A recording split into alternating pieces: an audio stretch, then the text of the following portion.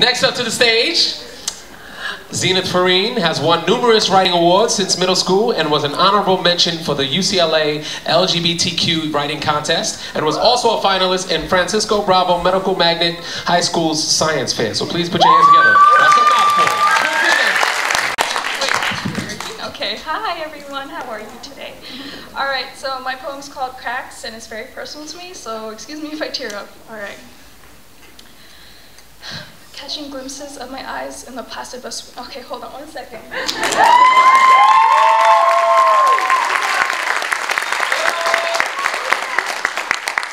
Alright. Catching glimpses of my eyes in the plastic bus windows to check if my makeup is okay. Spending a minute longer staring back at myself, looking for something, but finding nothing. The cracks on my dry hands, nimble scars that I trace with my fingers. I found myself wearing a simple red dress, hoping someone would point it out and wonder, why are you dressed up today? Or perhaps say, you look gorgeous. Well, I don't look bad and I know it. The fact that I need someone else to tell me is outrageous. It's just outrageous. The cracks on my skin are permanent and the scars on my ego are tragic. Compiling a list of things I love about myself starts with one thing and ends with one thing. Nothing. And you all made me that way. But I'm to blame for what I think of myself. This starts from the fact that I let them hurt me.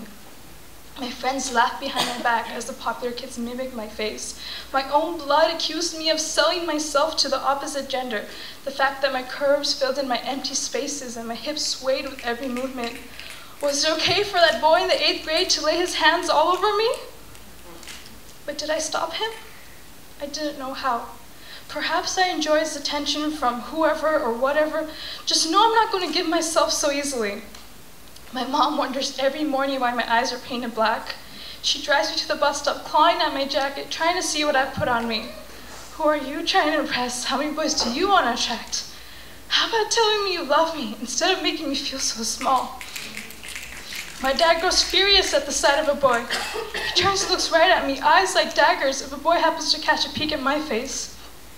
Wearing a simple t-shirt will provoke men. Or so my dad says. They teach me to be independent but constrict me in the confinements of their own worries. Begging them to trust me, I cross the threshold, preparing myself for the worst. My sisters call me a slut, and the very fact I breathe causes trouble for me. They rage and ravage my looks, criticizing me for trying to look nice, then sobbing as they tell me they wish they had my face.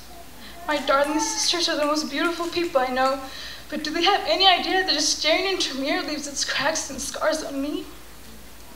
I've never held the hand of another, nor have I felt the taste of someone else's lips.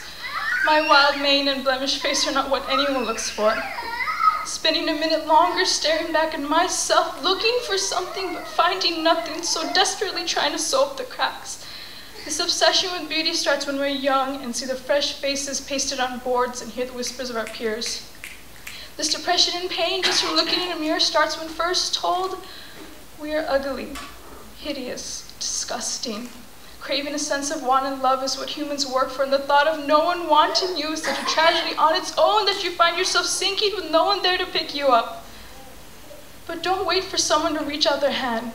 Find a way to pick yourself up if you're sinking. The words leaving bruises and dragging you down, just brush it off and keep on walking. Sorry.